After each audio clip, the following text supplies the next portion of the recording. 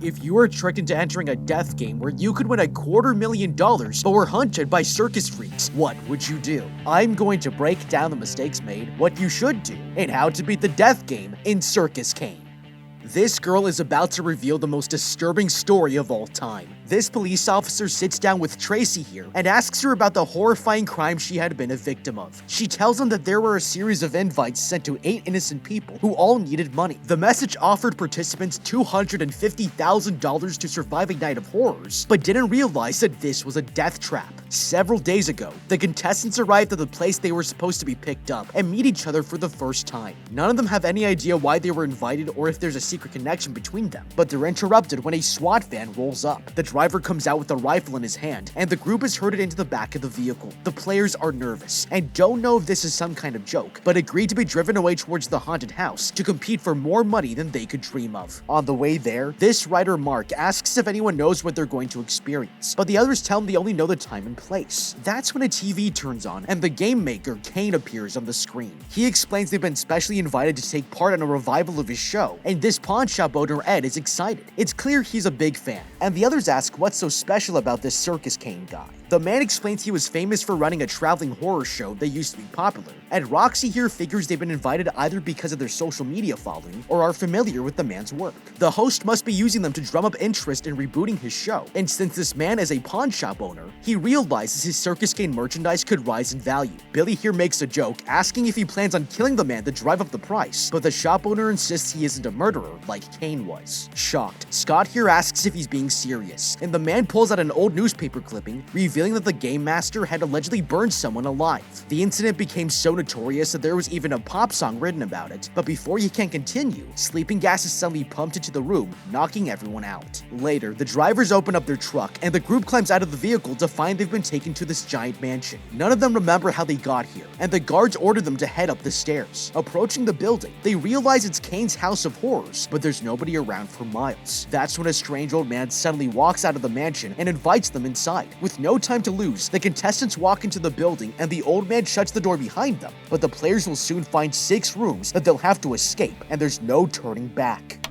Okay, these people are not thinking clearly. If you were offered to compete for a ridiculous amount of money, only to learn that it's taking place in a remote mansion hosted by a murderer, anybody with a brain would probably decline and call the police. It was a horrible idea to get inside of this van, and now they've been gassed, but the truth is, they already have everything they need to figure out how long they've been unconscious. First of all, they each have cell phones, and we can clearly see that many of them own a watch, so if someone remembers the time they were picked up, it wouldn't be hard to figure out how long their journey was. We should also expect that these rifle-carrying clowns wouldn't be going past the speed limit because it would attract attention from local law enforcement, and getting caught with a group of unconscious people in the back of your van is a pretty big no-no. With this in mind, calculating the average speed limit multiplied by the travel time should give us a reasonable estimate of how many miles away we are from our pickup spot. If the players here know the local area well enough, it should give them a clear idea what part of the state they're currently in, and it will help them communicate their location to the cops if they don't have GPS on their phones. Now, when these clowns stepped out of the van armed with rifles, the group thought it was just for the sake of theatrics, but if they were thinking clearly, they'd realize nobody had asked for informed consent or had signed any liability waivers. These are immediate red flags, and any legitimate business would always inform people of the risks beforehand and have them sign release forms in order to avoid legal liability. To make things worse, this man already knew that the host, Balthazar Kane, had been arrested for setting someone on fire, and putting this all together, it should have been enough of a warning sign to outright reject participating in this game at all. It's too late now, but with all of this in mind, I would have waited until we were being ushered into the house and tried to quietly slip out the door as soon as one of the guards was distracted, leaving the others behind so that my disappearance is much less obvious. Having said that, $250,000 is a crap ton of money, so if we were willing to overlook all of these red flags for profit, then we need to expect that things might get very ugly. That's why I wouldn't touch anything and would never enter a room first or last. I'd also engage in small talk with the butler to see if I could get him to break character and talk about his real life. Oftentimes people will drop an act and have a genuine conversation if other people show an interest. I'd ask him about the game rules to make sure I know what to expect, and if we're lucky, he might give me a crucial piece of information, or at least some hints about what's to come.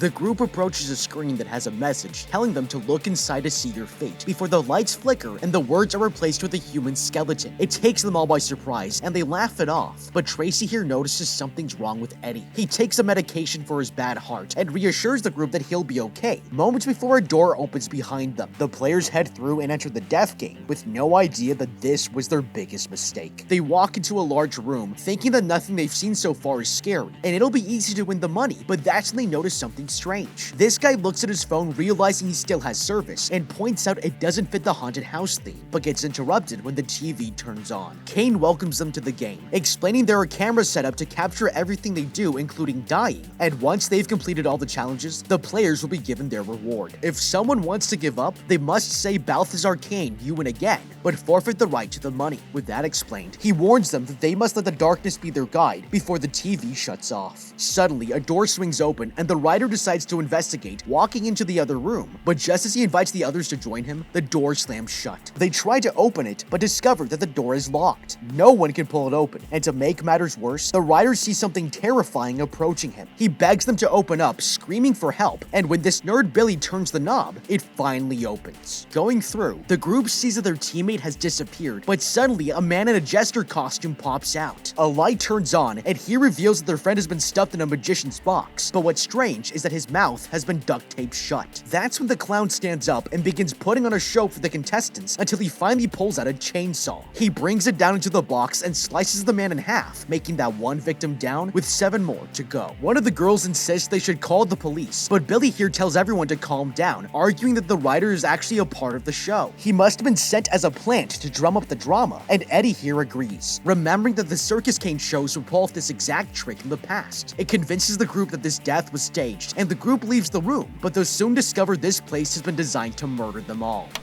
Okay, this is horrifying. One of the players has just been murdered for spectacle by an evil clown. Given all of the major red flags they've already seen today, these people should be a lot more concerned about what's going on. Instead, they're standing behind a glass wall dripping in their friend's blood and trying to convince themselves that it's all a part of the game. Now, to give credit where credit is due, it's not completely unreasonable that this is the first conclusion they arrived at, because as obvious as it seems, these people have already been brainwashed by something called normalcy bias. When we go through our daily lives, we assume that our experiences won't deviate from what we think is normal, and will sometimes retrofit new information into old models, even if it isn't supported by the evidence that's right in front of our faces. From the player's perspective, it's more likely that this is a trick than to think someone has actually been killed, because it would break every norm. It's a lot easier for the brain to process what they're seeing if they normalize it, and with $250,000 on the line, they have a very strong incentive to convince themselves that it's just a game. Having said that, not one of them bothered to stop and ask for any kind of assurances for their own safety. If it were me, I would start testing whether or not we have the freedom to leave this place, because if every exit is locked and the only way out is through, then there's no doubt we've just wandered into a death game. This is an extremely important consideration, because the first person to realize this is going to have a massive advantage over the others. This one piece of information lets us begin strategizing for the scenario, and that includes making sure we're the only remaining survivors. If everyone else in the group is still trying to figure out what's happening, then it gives us a better chance of influencing their decisions and guiding them into potential traps to eliminate them. That way, we aren't taking on as much risk, and it gives us a much higher chance of surviving by the end. Now, as far as death games go, we can already tell that it's going to include puzzles, which means we can use tried and true escape room tactics to solve them. Luckily, there are some useful tips we can get from a professor of game design named Scott Nicholson, and one of them is to appoint someone as the manager of our group. During the game, this manager will be told updates on any clues or puzzles we find, and relays information to others so we all know what to be looking for. This ensures everything runs smoothly, and it helps us solve the death games a lot more quickly than if we tried solving the puzzles on our own. Using this strategy, the best thing we can do when we enter a new room is to have everyone fan out and start looking for clues. They should check under tables, carpets, pockets of clothing, and look for any information that stands out from the norm. It's also worth pointing out that most escape rooms will only use each clue to solve a single aspect of the puzzle, so we should assume this one-use policy applies here as well until proven otherwise. If we implemented these tips, we wouldn't need to worry about asking Kane for any help to solve his puzzles, allowing us to escape this place as quickly as possible. Eddie here tells the group that all the doors are locked, shocked, and this goth girl suggests the video might have contained a hidden message. Everyone remembers that the kid, Scott, filmed it, and they all gather around him, but as they watch it, Eddie notices that the footage is looped. The audio is playing over an old Circus Kane commercial, and he's seen it so many times, he's figured out that everything except the last line has changed. Kane said, "Let the darkness guide you," and that must be their hint. Roxy here suddenly realizes the light bulbs are special and walks over to flip a switch, activating a black light. That's when they see an arrow on the floor and investigate a nearby cabinet, discovering a wooden box. Inside is a key, and they use it to unlock the door to the next room. Moving on through the game, the group enters a creepy nursery-themed puzzle, and in the center is a head locked in a cage. It's a disgusting prop, but that's when a recording begins to play, telling them to find another key to free the head from its cage, adding that the players are the apple of his eye. It's a strange clue, but the group begins to look around when Eddie here quickly finds an apple. There must be something inside, and Scott tosses him a pocket knife so he can cut the fruit open. The man pulls out a tiny key and gives it to the goth girl, but when she tries to unlock the door, it doesn't work. Scott here quickly figures out that it's meant for a padlock and uses it to open up the cage. Picking up the head, he shoves his hand in, but then Tracy suggests they check the eyeball instead. Nobody wants to do it, so this girl volunteers and rips it straight out of the socket, discovering the key attached to his optic nerve. They continue to the next challenge and find a ticket booth with a man wearing a demon costume, along with 2 doors on either side of the room. Tracy approaches the demon to ask for 7 tickets, and he pulls out a hand of giant playing cards. She quickly distributes them, and the group realizes that the doors have also been numbered. Splitting up into 2 teams, they try to enter their assigned rooms, but Roxy here points out there are photos on the wall descending in number. They realize it represents a countdown, and that means they might have to open the doors at the same time. On the count of 3, they turn the knobs, and the first team finds a hallway lined with barbed wire before a black light turns on, revealing that there are arrows marked out on the floor. Meanwhile, the others find a hallway with tiny platforms spaced out across the room. The girl figures out they need to use them to make it to the other side, but when Eddie here touches the ground, he discovers it's hot enough to burn his skin. Scott decides to go first and jumps onto a platform, not realizing that he's just set off a trap. Suddenly, an axe swings out of the wall and slices his arm open. This is going to be a lot harder than they thought, and one wrong move could kill them.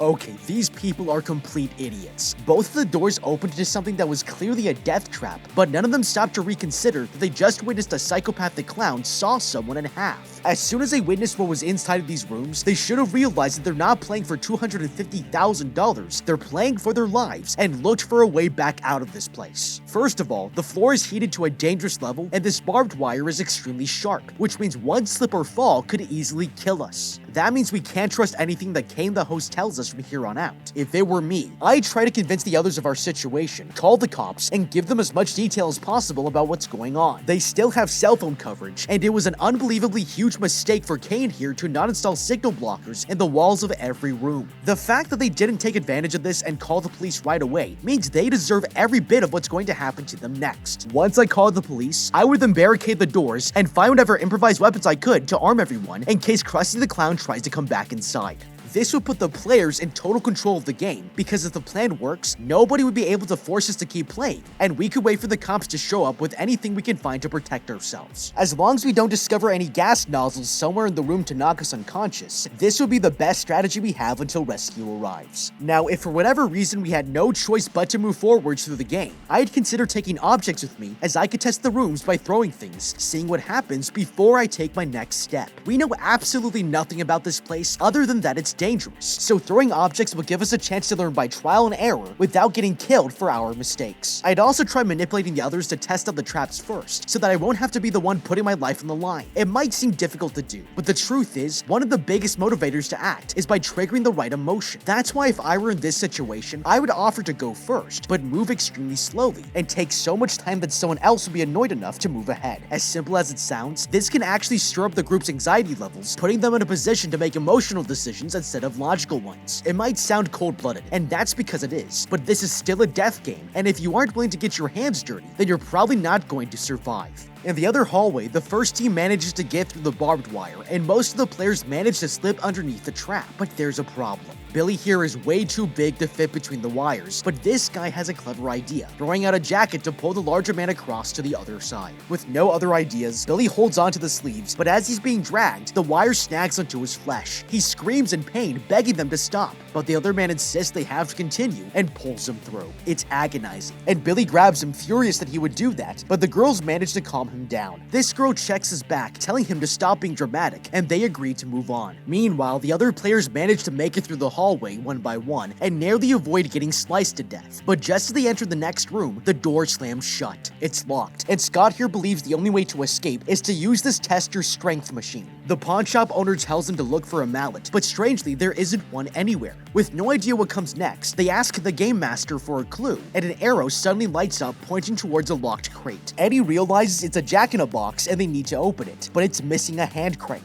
That's when he notices there are smaller jack-in-the-boxes and tells the group to start turning their cranks. After they're done turning the levers all the way, the crate pops open and a clown comes out. Eddie suffers from a heart attack and falls straight down onto the machine, hitting the bell with his weight. That makes 2 victims down, with 6 more to go. Meanwhile, in the other room, Billy here spots an arrow on the wall and it's pointing down at a box. This man tries to open it but discovers that it's locked. They need a key, and the group splits up to search for one, but as the large man starts looking through this pile of plushies, he never notices one of the clown dolls opening its eyes. Freaked out, one of the girls tries to warn them, but it's too late. The creature bites down on Billy's finger and chews it right off. He collapses to the ground screaming in pain, and this man begs the game master to let them out, but Roxy here insists she wants to continue. It sounds crazy, but she needs the money to take care of her brother and is willing to do whatever it takes, not realizing that the clown has already disappeared. Finding the key, this girl Tracy brings it back to the others, and the man uses it to open the box. Inside is a button, and he presses it, but nothing seems to happen. They can't activate it, and with no other choice, they decide to quit the game. Remembering the rules from the video, Billy starts chanting Balthazar Kane, you win again, so they can leave. But as he's tapping the button, he suddenly screams in pain. The clown has swung an axe straight into his back, murdering him, and that makes 3 victims down, with 5 more to go.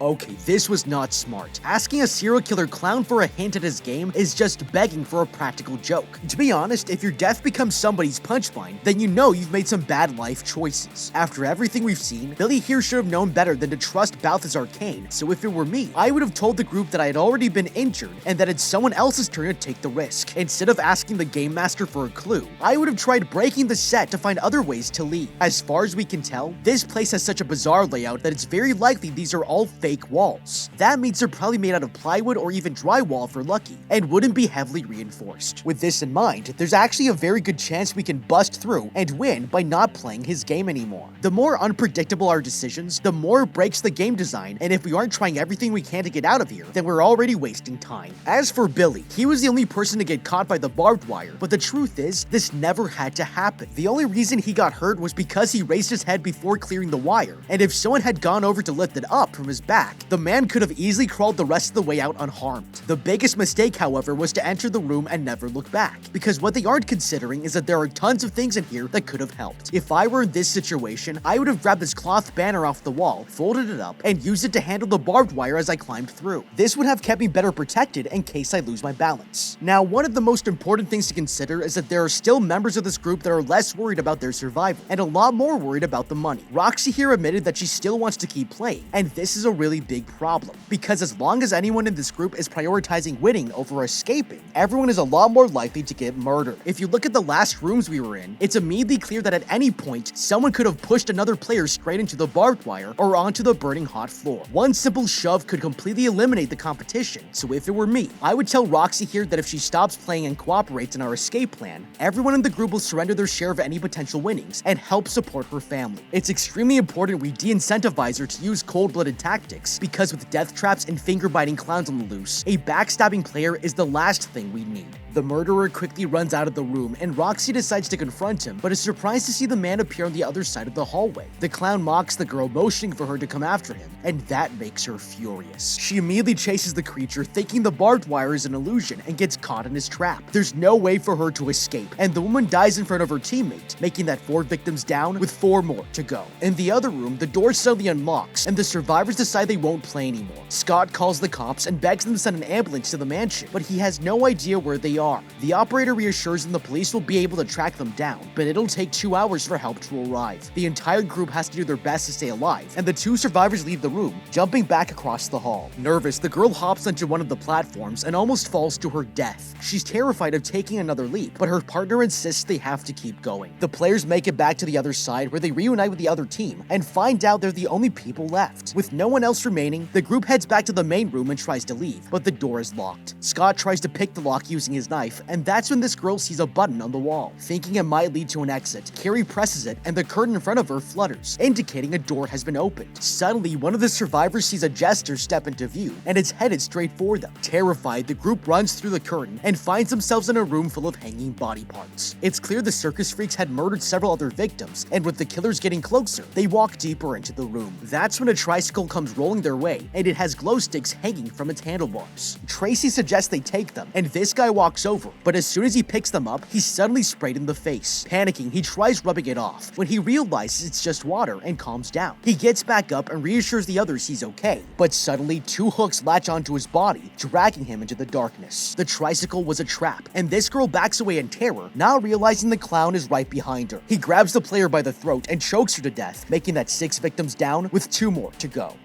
Okay, this is horrifying. We've already lost 6 players, and now that means we're severely outnumbered. These clowns clearly know the layout of this place extremely well, and it's most likely that they have a series of secret pathways, so they can enter any room whenever they want. With this in mind, everyone should have considered joining forces earlier and working together to take these killers down while they were at full strength. Unfortunately, we've completely lost this opportunity, and now we're down to the 2 final players. This seriously limits our options, and you might be thinking that with such few players left, we should just try winning the game. There's almost no competition left, so by killing our final opponent, we might be able to walk away with a $250,000 reward. Now, as tempting as this might be, the truth is it would be a terrible mistake. If we look at this room, there are clearly dozens of dead bodies from previous death game contestants, and it tells us they're not planning on letting anyone out of here alive. Even if there was a winner, as soon as they're free, they would report this place to the police, and it would immediately be under investigation. For this exact reason, this player should have immediately realized that approaching the tricycle will be a complete waste of time. By continuing to play, we're letting the game master steer our attention directly into his traps, and it makes our actions a lot more predictable. For example, if they knew someone would be inspecting the clue, the clowns can position themselves in the room while we are distracted and stab us from behind. It's a classic misdirection tactic, but if we're thinking outside of the box, it puts more pressure on the game designer to adapt to us, and he won't be able to rely on his plans. Being unpredictable is our strongest tool we can use to escape this place, because it puts our enemies in a compromised position, and that's why if it were me, I would have instructed Scott here to arm himself literally. If we remove a limb off of this hook, it could be a great item to defend ourselves with, because not only can we hold it by the wrist to swing it as a weapon, but we would also be able to block their attacks if we see them coming. It becomes even more effective when you consider that this clown's weapon of choice seems to be meat hooks on chains. As scary as they might look, it's actually great news, because if we can break the flow of his swinging chain, he won't be able to attack anyone again until he builds back momentum, and it gives us the perfect opportunity to strike.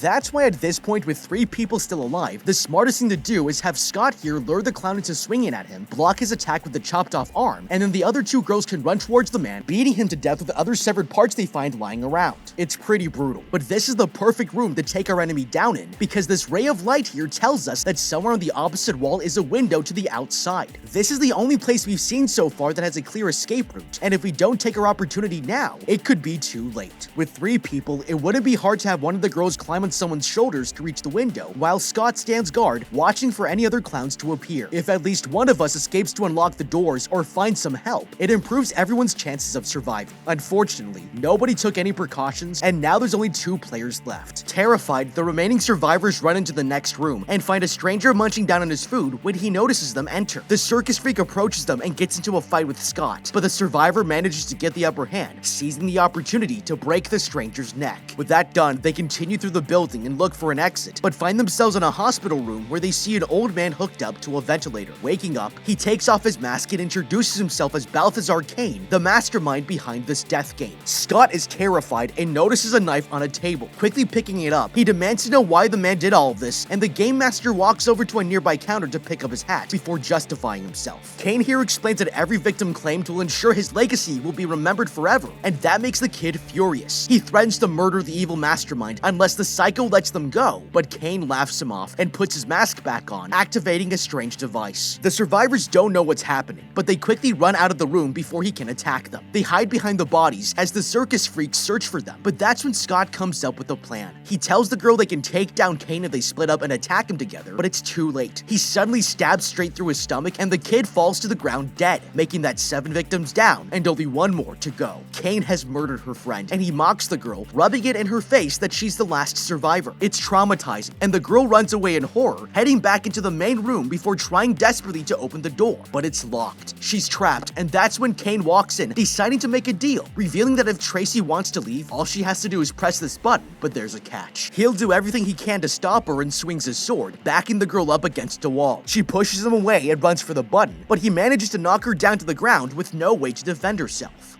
Okay, these idiots just lost their best opportunity to beat this death game. When they first walked into the room, Kane here was in bed with an oxygen mask strapped to his face. It's an extremely compromising position to be in, and if they were thinking quickly, it would have been very easy for both of them to pick up literally any object in the room and start beating him to death. After everything they've been through, there's no doubt that this man is a serial killing monster, so it wouldn't be hard to convince the cops that your actions were taken in self-defense. Now, the last thing we want to have happen right now is for us to run recklessly back into the death traps because we're playing right into the game designer's hands. We have the upper hand as long as we're in this room because there's only one enemy to take down, and as far as we know, there aren't any dangerous puzzles here either. Running back into the death game would not only make us less careful to avoid the booby traps, but it would also drive us right into the other clowns who would be waiting inside to attack us, and that's why the smartest thing to do here is rush forward and stop this man from inhaling the green gas. Given this man's weak condition, this device is obviously feeding him a dose of adrenaline, and letting that happen is a huge mistake.